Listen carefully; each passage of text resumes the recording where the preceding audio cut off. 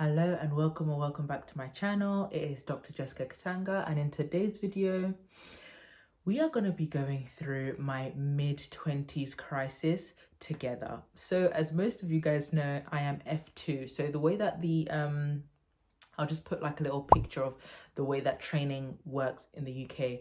So you go to med school for 5 or 6 years, and then you do your foundation training, which is F1, F2. The F1 is compulsory to get your license. I've already done that. Yay. And then now you finish F2. Now, usually after the second year, F2, you go straight into specialty training. Now, these numbers used to be, the majority of doctors used to go into specialty training. So I think it was like 70% would go straight into it, and then 30% would take an F3, so like a career break where they would go to travel, or what else would they do? Or they would, I don't know, just do their own things during that year. But now it's flipped, and most doctors take F3. I think like 70% of doctors take F3, and others just go straight into specialty training. Like, I'm not burnt out, I'll just go straight into it. So I did the exam, which is the MSRA, Multi-Specialty Recruitment Assessment. I got a very good score in it. And so I'm like, oh, should I just, take my score and continue on, because that score only lasts for 1 year. And now whilst I was taking the exam, that's when the burnout came. So took the exam, I felt like I was on call every other day. The psychiatry job is very stressful in terms of like emotionally draining and emotionally demanding.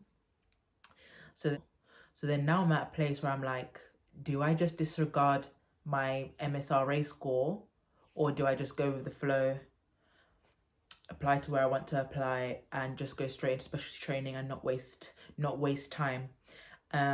So, and I was, discussing this midlife crisis with my partner, and he was like, listen, write down all the cons of each decision, and to remind yourself as to why you're wanting to do one thing or the other.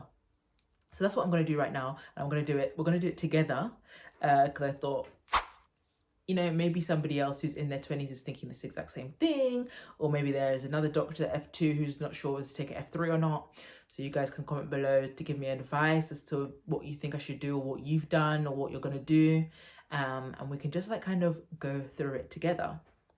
So I've written it all down now.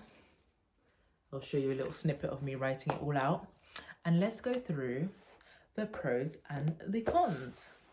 So I literally did training, going straight into training, going into F3. I'm also exposing my very bad doctor's handwriting, but pros and cons. So let's start with the pros of going straight to training. It's quicker, so no delay. I get to keep the score that I had for MSRA, and it's a defined path. I already know what I'm getting. I feel like there's a treadmill that medics go on, and we're just more safe and comfortable in, the prescribed path for us, Or if I take a break, then the pros would be more money, because I would be able to locum, so I'd be getting paid a lot more than what I'm getting paid now per hour. Get to travel, and so I wouldn't have to like ask for annual leave, because I'll just be locuming, so I'd be in charge of my own time, which goes into the other pro, which is autonomy over my free time. So I'd have the money and the time to travel. I would also be able to focus on my content creation more. So I get emails from brands, and sometimes I have ideas in my head and things, but I have a full-time job. I'm a full-time doctor, so juggling the two can be kind of hard. So I feel like if I were to just have more time to focus on it completely, who knows what the sky might be the limit. And then cons of going straight into training: burnt out. So right now I am feeling a bit tired, and I can feel myself not fully putting my energy into the placement I'm in at the moment, just because in terms of, when I say that, I mean as in like the extracurricular stuff, so like teaching, and and that's normally stuff that I love to do, but I'm just not really wanting to at the moment.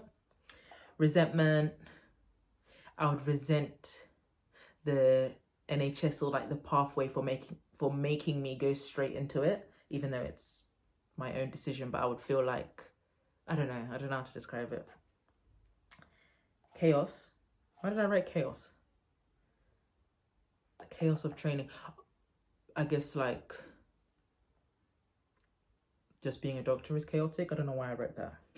Restricted, less freedom, you know, having to ask for annual leave. And again, I think I came for the medical staffing in my psychiatry video, but they're really disorganized. Asking for annual leave is a whole faff, you know, having on calls and things like that. It's just restrictive, less freedom. Also gonna have less money, which is also less freedom as well. No autonomy. So yeah, no autonomy over my time and no autonomy over my location as well, because when you start training, they send you here, there and everywhere. And at least maybe if I delay myself for a year doing that, then I would feel very well rested. I would have raised enough money to have a car and things like this again. So then it might make more sense to delay. And then the cons of going into doing F3, then I have to reapply all over again and take the exam all over again as well. And it's stressful applying for jobs and taking exams and things like that. It's also the uncertainty of a locum year. Again, as I said, I think us medics like just a prescribed path, like just tell us what to do and we'll do it. Yeah, and then even like the uncertainty of me trying to focus on my content and stuff, like it's a bit of fear if that doesn't bang or something, then and then the like wasting time or delay to what is already a long career path. So psychiatry training will be like 6 years before I become a consultant. So it's like, should I just go straight into it? Then I can be a consultant by like 26, by like 32.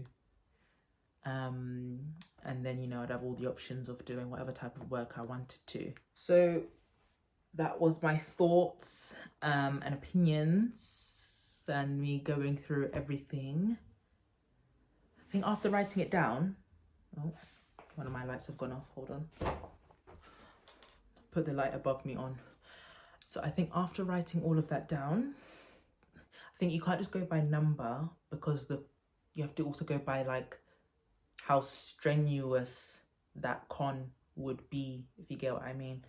Or how heavy that con is, and the resentment and the less money and the restriction, less freedom and the no autonomy is like very deep, if you get what I mean. Like they almost count as like two within themselves. And I think another piece of advice that I was given is that whatever decision you make, you're going to be rethinking it and you're not going to be certain. Like that's just not how life works. Like you just have to make the decision.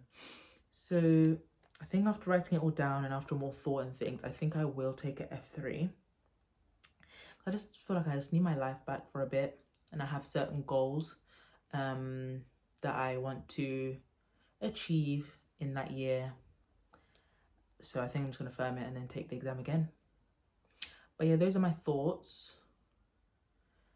Let me know what you think.